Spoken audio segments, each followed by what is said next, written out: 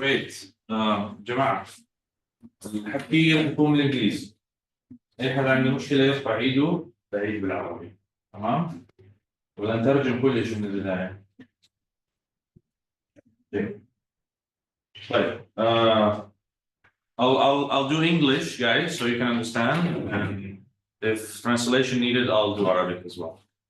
So welcome everyone, and welcome the people from the other side as well.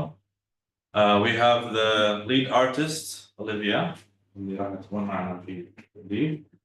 we have Vanessa from Leonardo side. Hi, Vanessa. And we have Rachel from the US Embassy. Welcome. And I'll actually start with Rachel for something she wants to say to us.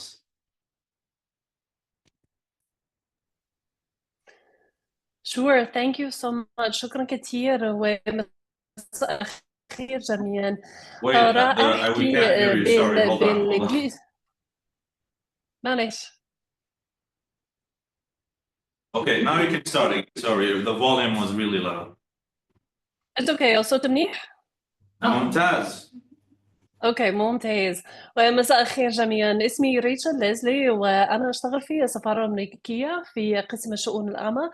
راح احكي بالانجليزي عشان المره الجايه لما اشوفكم مره تانية في شهر فبراير ان شاء الله ممكن احكي معكم يعني بس بالعربي. اوكي، لكن هذه المره يعني بالانجليزي مع الترجمه اذا ما في مانع. Is that okay?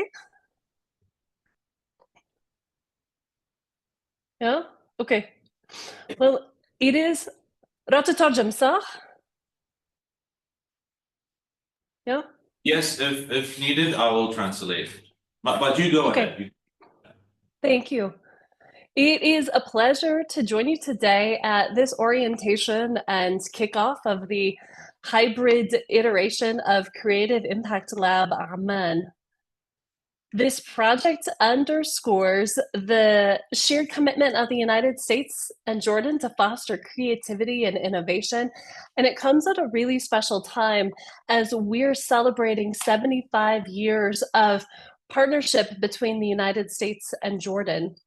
Throughout the past year, we've marked this in a lot of different ways, but at the core, we've celebrated decades of friendship, partnership, and shared success in achieving shared goals. And this program is one of the countless initiatives over the span of time that has brought Americans or Jordanians together. You probably know that the arts have a unique ability to transcend borders, break down barriers, and connect people on a human level. And so this project embodies the power of collaboration and the transformative potential of art, of storytelling, of emerging technology, and fashion-forward thinking. Through the dedication and expertise of Leonardo and its continued partnership with IDARE, thank you so much, this program is creating a space where Jordanians and American experts like our artist this evening, Olivia Cueva. This project is leveraging the arts as a tool for conversation, for exchange, to explore concepts like identity, symbolism, the merging of physical and digital worlds, and how stories can make fashion pieces be more immersive and interactive. This project in partnership with IDARE is nurturing your talent, the talent and creativity that thrives in Jordan, and exemplifies how collaboration can result and drive in bold innovation and inspire fresh ideas. It's projects like this that remind us at the US Embassy why these partnerships matter. They underscore that US-Jordan engagement is not just about politics and economics. It's about connecting people. It's about empowering individuals to think critically and imaginatively, utilizing their ingenuity to be problem solvers and change makers. It's about empowering Jordanians and building skills and talents that can be leveraged for future professional, academic, and artistic pursuits. To conclude, I want to thank Leonardo and IDARE for their shared partnership and to Olivia for her time and investment in making this initiative a success. And thank you to all of you for your innovation, for your ideas, and your participation. In the coming weeks, I look forward to learning about the incredible projects and achievements that you're a part of and that emerge from this virtual lab. And I can't wait to see you soon in February, inshallah. Thank you so much.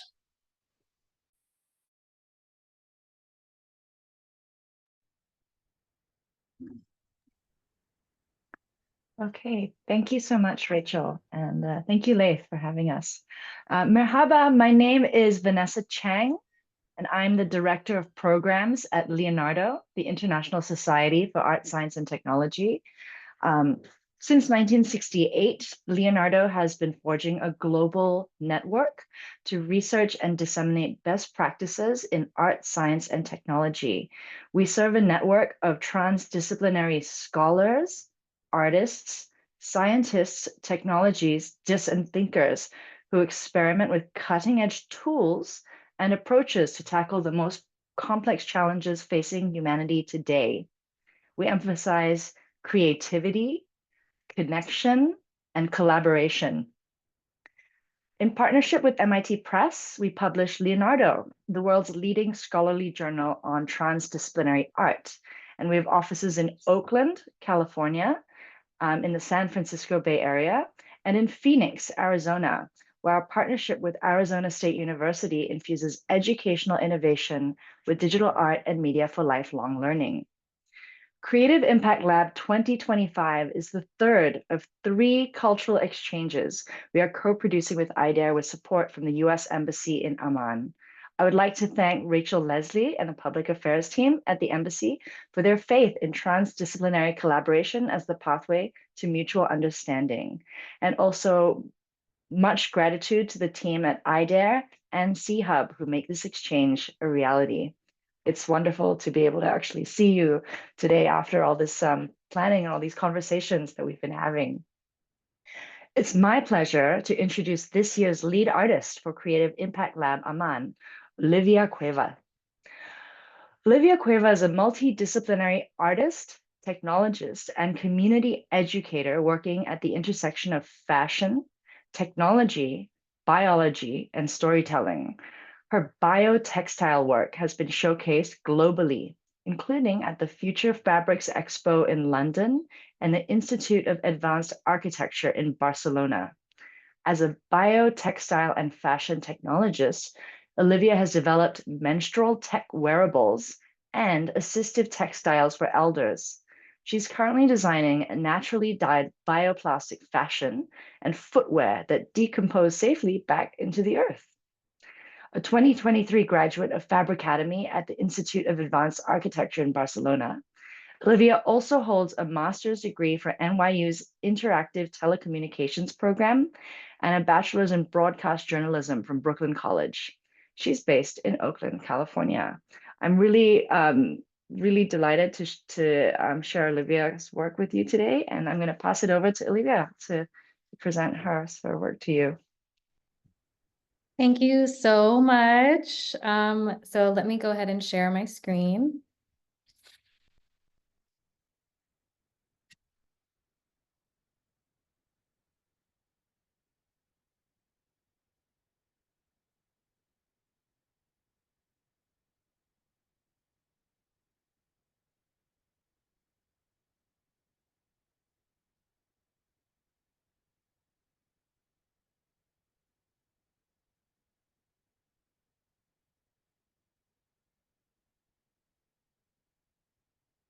Okay. So welcome everyone. Thank you so much. Welcome to the Creative Impact Lab Amman 2025. I first off want to just give a big thank you to the US Embassy, Leonardo, and IDEA for this collaboration and making this program possible. I'm super excited to get started. So my name is Olivia Cueva, and this is my artist talk. A little bit about me. I know Vanessa just read my bio, but I'm an artist, technologist, designer, and researcher. And my work falls at the intersection of fashion, technology, sustainability, and storytelling. And most recently, my work really focuses on creating pieces that are good for people and our planet. And my design philosophy is that there are already too many things on the planet that will never go away once we're done with them.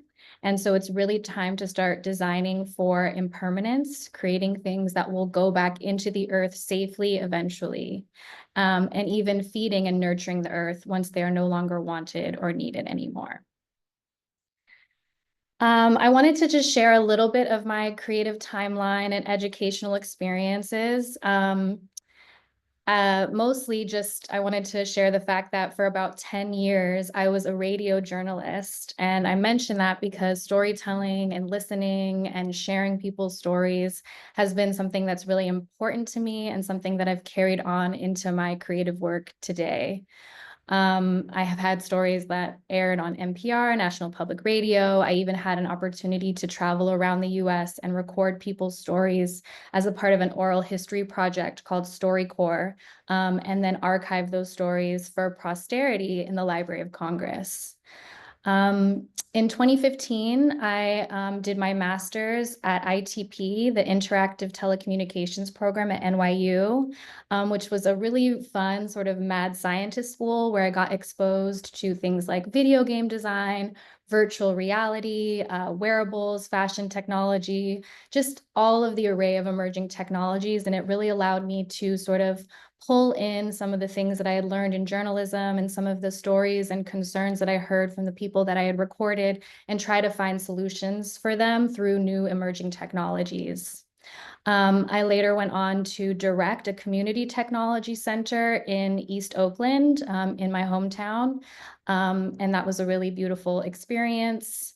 And in 2021, I took a bit of a sabbatical and got really into sewing and also learning about fashion sustainability and especially fashion's impact on our planet. And from there, I discovered a program called Fabricademy, which is an international program. There's actually one there in Amman, but I went to the one in Barcelona and I got to explore how to work with biotextiles, which is really the majority of the work that I produce today. So just a little overview of my talk. I'm going to go through 4 different projects that I created, and then we'll have time at the end for a Q&A. So the first project that I want to talk about is called the Assistive Mat, which was one of the very first projects that I created in my grad program in 2015. And it was really a project that was for my grandfather. So this is my grandfather pictured here with my mom smiling next to him and my cousin in the background, who was his primary caretaker at the time. So my grandpa was in his 90s at the time, and he had just transitioned from living completely independently to moving his whole life across the country to live with my family.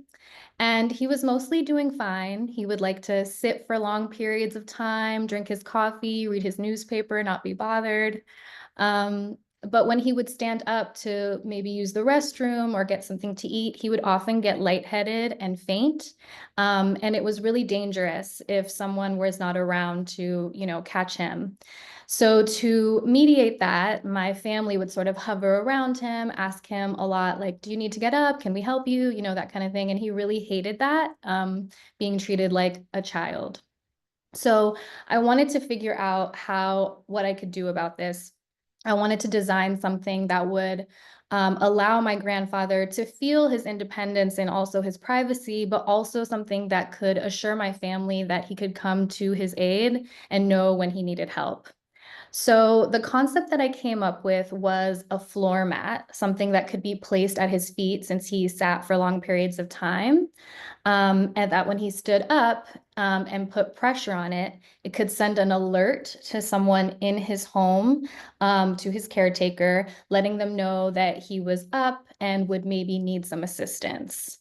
So this picture here is a bit of a system diagram, the first that I created of how it would work.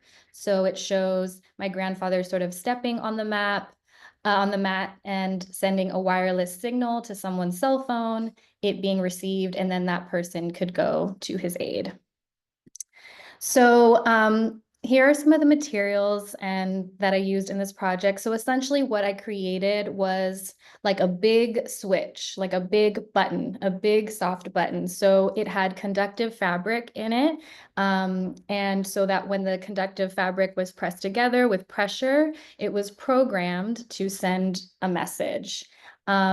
The way that was possible were through something called Arduino, which is a programmable microcontroller, and some other microcontrollers and electronic components that were actually able to connect to text messaging to send the signal. So here's me sewing the very first prototype and presenting it to my class. And so here is just a little video of my grandpa on the mat.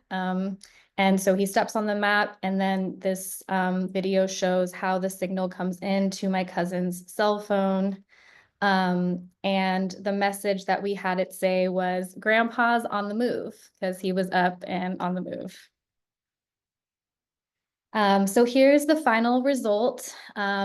I created a much sleeker design, and I actually created a way for the top part of the mat, so that red textile, to be able to be removed so that you could wash it. And then the electronic components could be in another piece underneath that you could just reattach whenever. So that was this project. So the second project that I'm going to talk about is called the Gary King Jr. Can I share it first? Sorry. Yes, I just want to please. make sure people, if they have any problem with the English, let me just ask. Oh yeah. جماعة تحتاج أي شرح بالعربي بالوضع؟ أكيد ما تستطيع. يعني كل فهم شو الفكرة من الأول مشروع هي عملته؟ Yes. يعني ببساطة هو بس حدا يدعس عليها بتيجي مسج الحاج عشان يستهيئ والمساعدة. Okay, we're all good. Oh, great. Good. Yeah. All right. So the second project that I'm going to talk about is called the Gary King Jr. Mural App. And this was an augmented reality project in memory of a friend of mine, Gary King Jr. So in 2007, my friend Gary was shot and killed by a police officer in Oakland, California, after being mistaken as a suspect. And a local artist put up a beautiful mural in his honor at the site of the shooting. And it was a really beautiful way to remember him and celebrate his life. And I used to pass by it every day going to work at the time. But a couple years later, the owners, the people that owned the land in which the pillars were, where the mural were, actually took it down. So I wanted to figure out a way that I could put the mural back digitally. So this is over here, this is a photo of the mural being taken down. This is the original mural in 2007 when it was put up. And this is that same site in 2017, 10 years later, in how it looked. So I had learned how to do a little bit of augmented reality with a program called Unity, which is a video game software. And I wanted to figure out a way that I could put the mural back digitally so that it couldn't be taken down again. So the way that augmented reality works, and we're going to go over this in our workshops this week, I'm really excited about that. But what it does is it takes a target image and sometimes a location, but in this case, it takes an image, and then you program the software to add, when it recognizes that image, to add another asset, like a video or sound, or maybe a 3D model to be overlaid on top of that. So there were a bunch of these posters on the pillars at that time. So I just took one down and started to prototype with that. And so here is the first prototype using the Unity 3D software. So it recognized the image and then it overlays over that.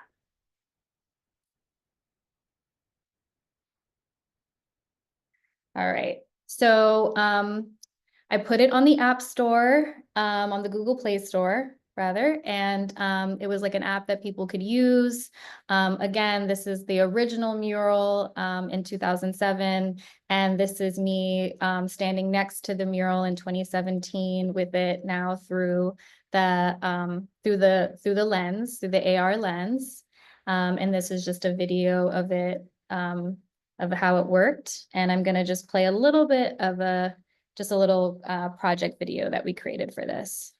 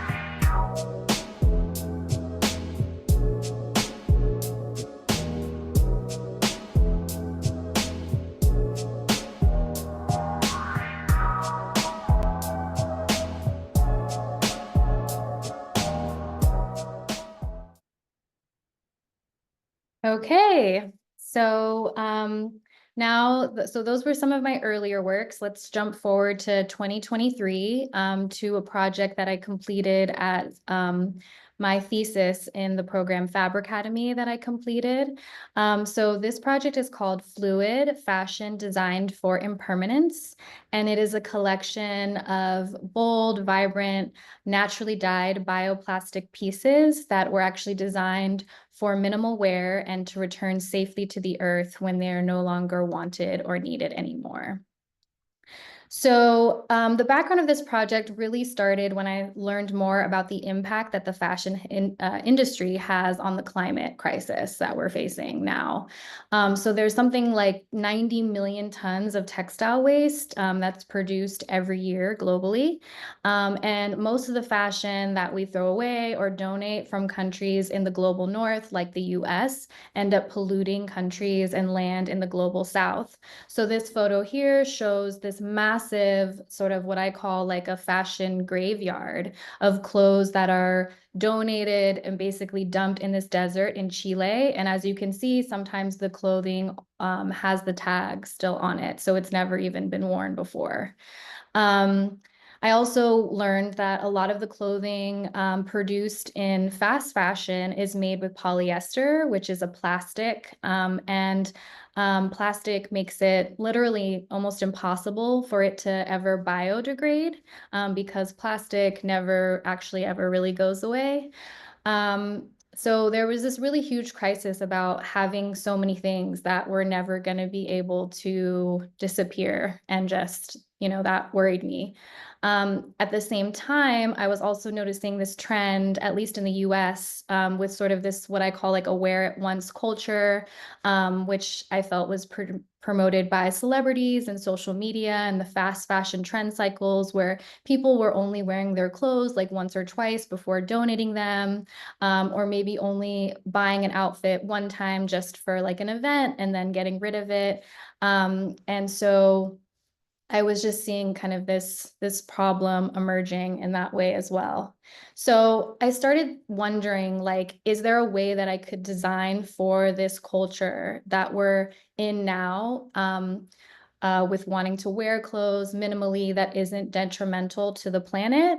Could I make bioplastic garments that are actually designed for one-time looks, like maybe photo shoots or red carpet events, but can actually return safely to the earth? And can these textiles feed the earth instead of just extracting from it? So here's a little bit of the material design process. I made a bioplastic using gelatin and natural dyes extracted from plants. And so the material design process really begins with cooking the material on a stove in a pot and then casting it into big sheets, and it takes about a week or so for it to actually cure. It then involved designing. So I used laser cutters to actually cut out different shapes that I wanted for the pieces. I really wanted to create shapes that interlocked so they could be kind of played with, moved around. I really was thinking about different body types and wanting to accommodate for different sizes.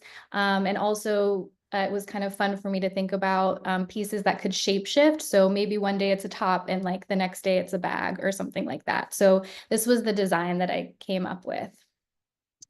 For the dyeing process, I used turmeric, like turmeric powder, and it created this beautiful yellow. I used spirulina, which is a blue-green algae, and it created this really beautiful bright blue color.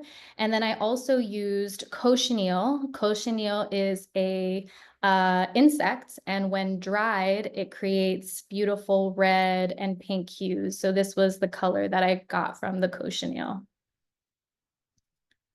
So here is the top, the final piece that I created for this, and the whole piece also included a skirt as well, which I don't have pictured here, but if you're interested, you can go to my website and check that out for some more photos. I also created these sandals that went with the outfit as well. Press-on nails, that was really fun to make. And I also prototyped a bio Nike Jordan Air 1 sneaker. So this was the first prototype of that, and that was really fun to make as well. Everything that you see here is made from bioplastic, so it can literally go right back into the earth. Yeah.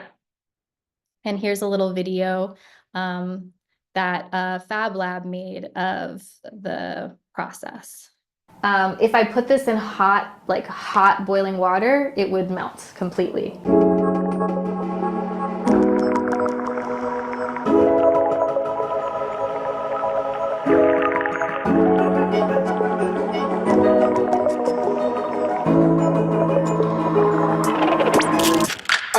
My final project is a set of garments, top, bottom, shoes, and fake nails that are all made from bioplastics.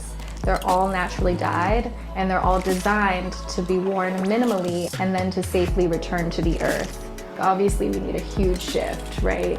People need to start wearing their clothes more. People need to start learning how to mend their clothes. People need to learn how to, wear the clothes in their closet and things like that. But instead of shifting the entire culture, because that's going to take a long time, is there a way that we could design for the time that we're in now, which is totally influenced by Instagram and celebrity culture and the fast fashion trend cycles constantly changing? Is there a way to design for that within that can actually be not only not harmful for the planet, but actually could it feed the planet in a way?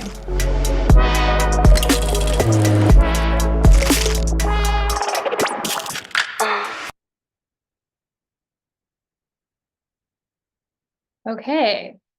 All right. So the final project that I will share with you today is one of my more recent projects. I finished it last year in 2024. It's called All Land is Holy, and it is a biotextile exhibition that really prominently highlights and features the stories and histories behind the plants that I use to make the actual pieces. And it was displayed at an independent art gallery in Oakland, California in January of 2024. So the background of this project really sort of emerged. I was seeing so many horrific images on my phone every day coming out of Gaza in the fall of 2023. And I was just feeling really, really helpless and nothing else was really important at the time. But I was offered an artist residency at Dream Farm Commons to spend a month creating new biotextile pieces. And I was feeling really, really unmotivated to do it, but I really wanted to take advantage of the opportunity since I was awarded it. But through social media, I was learning a lot. And some of the things that I was learning were actually about the plants that were indigenous to the region or had symbolic or historic connection to the land there. So I learned about like olive trees and the importance that they have in Palestinian culture, how they're sort of passed down in some families from generation to generation to be taken care of. And that they're a huge form of economics for the people there. And I also learned that since 1967, over 800,000 Palestinian olive trees have been illegally removed. Some have been replaced with other trees like pine. And here's a photo, a famous photo of a woman protecting her tree, her family member. I also learned about prickly pear cactus and how it symbolized resilience for many Palestinians, as the cactus themselves are really hard to uproot. And some families have even been able to identify where their home still remains because of the cactus marking that. So when they had to leave during the Nakba and things like that, they can still identify their home through the cactus. So I got really inspired, and I thought maybe I can work with these plants as a way to learn more, tell these stories, and produce new pieces. So the primary sources that I worked with were cactus, and particularly the prickly cactus fruit. I also worked with pomegranate and olive leaves. And it was really kind of interesting because though these plants I was using for their historical and symbolic connection to Palestine and the region, I was also foraging them in my hometown. So recognizing how there was connection across landscape and across identity. I also worked with moss and lichen because it was the winter and it was the rainy season. So there was a lot of moss popping up.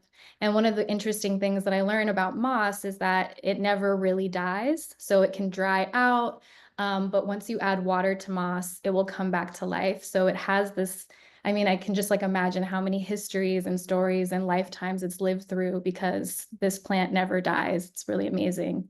And then I also worked with chia seed. After learning about a scientist in Gaza named Salah El-Sadi, who had done a lot of really cool research and actually worked with chia seed to create a water filtration system to clean water in Gaza from nitrates before the war. And so I used some of his research and I was inspired to use chia seed, and I actually connected with him for this project as well. So this project really just showed me how to, it was just really about connection and stories in that way. And I really thought about how do plants connect us through these landscapes across borders and identities, and what rich stories do these plants have to tell? So this is sort of a layout of the final exhibition, just to kind of give you a sense of how it looked during the opening night. So what I had done was actually created an altar for the plants and had a lot of like writing about why I used each plant and what the stories were behind them and the connections that I found between all of the lands and my own identities. And across from the altar, I actually had the final bioplastic pieces that use those plant materials. So I'm just going to show you a few select up close so you can see. So this was a bioplastic corset that I made from the prickly pear cactus fruit. And I actually can wear this now, which is fun. I wore it to Oakland Style Week this year. These are press-on nails made from pomegranate. And this is one of the chia pieces that I created. So it's a little different than the bioplastic ones, but this is chia seed on gauze. And it is in the likeness of a traditional Palestinian keffiyeh. And again, it's hand-placed chia on gauze, and I used gauze as the background material after learning that it's speculated that the actual textile gauze originated in Gaza centuries ago. So I thought that was really beautiful, inspiring. And I also learned a lot about the pattern and what each pattern means in on the keffiyeh itself. So that is the end of my talk. Thank you so much. Here are some ways that you can follow me. These are my Instagram handles, my email, my website. And now we can open it up to a Q&A. And I will stop sharing my screen.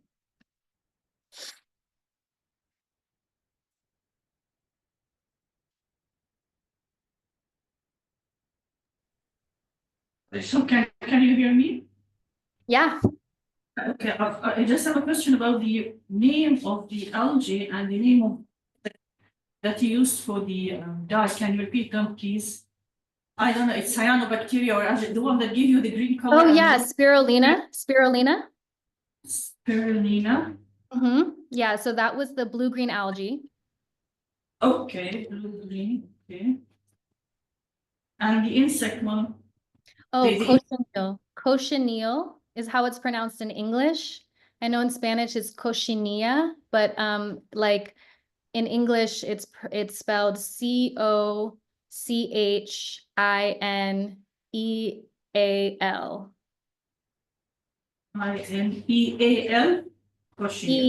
E as in Edward. I'll search for it. Yeah. Okay, thank you. Cochineal.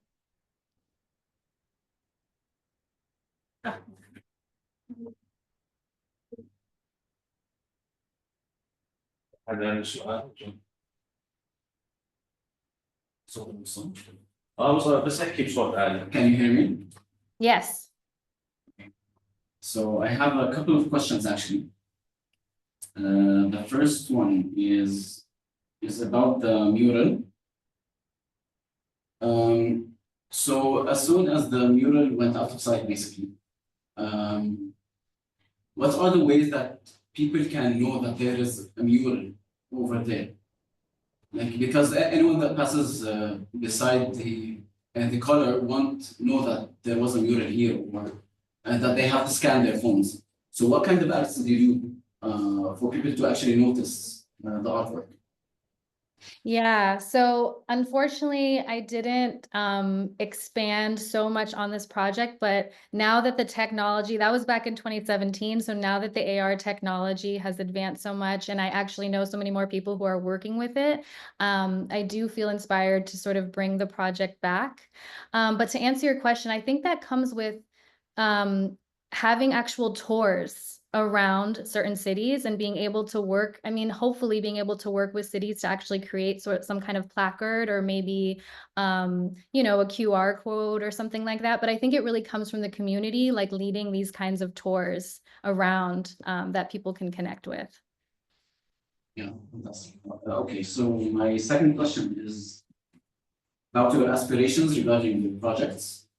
And do you think about your project to be 100% functional, or do you actually think of it as a piece that can be exhibited in a gallery? Because I've seen both in your works, and I want to know if you actually like want to take those exhibited pieces into and to create something that people can use in their everyday life. So what kind of ways do you, wait, let me just Yeah, your time. Yeah, so what kind of acts can be taken to produce more eco-friendly fashion that can be used every day by people, and how can we solve such systematic problems, basically? So is your questions more about like the everyday wearing of the actual pieces? Is that sort of okay? Yeah. So the way that I design them, as you can see, yeah, they're more they are kind of sturdy in some ways, but they really are sort of designed with materials that aren't going to last super long. But I was trying to cater to sort of thinking about like red carpet events or photo shoots or something where you're really sort of wearing more bold types of fashion that then you never see again. And so how can we ensure that that can go safely back into the planet? But this question that you're asking is a great one. And there's a lot of new sort of companies that are popping up that are working with new biomaterials that actually mimic more everyday regular clothing. I think because my pieces sort of come from sort of like a bold art perspective, and also I really sort of emphasize the story behind the work. I'm of course interested in making things that can be worn by more people. But in these cases, I sort of stuck to like more like bold art perspectives. But there are companies that are doing that, and I'm happy to share that with you if you're interested in learning more. I'd love to. I'd Okay, love to great. know. Yeah, yeah. Thank you. Yeah, thank you. You had that سؤال question from the back maybe. Right. Well, this means everything is clear. Yeah, thank you. Thank you so much. It's really great. I'm so excited to be working with you all. And yeah, are you guys excited? How are you feeling? How excited are you?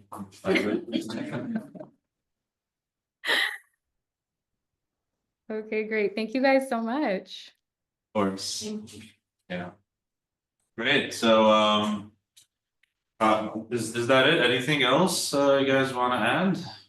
Because I'm sorry we have very delicious food outside. No, let's get you to that. Yeah, so we'll begin tomorrow. Yes, tomorrow. Everything is ready and set up. And again, thank you, Rachel, for being present with us. And Vanessa, I'm happy that your son made an appearance finally. And of course, Olivia, thank you so much. And thank for everyone who's here today. All right. See See you you tomorrow. Everyone, have a wonderful Bye. lab. Take Okay. care. Bye-bye. Bye.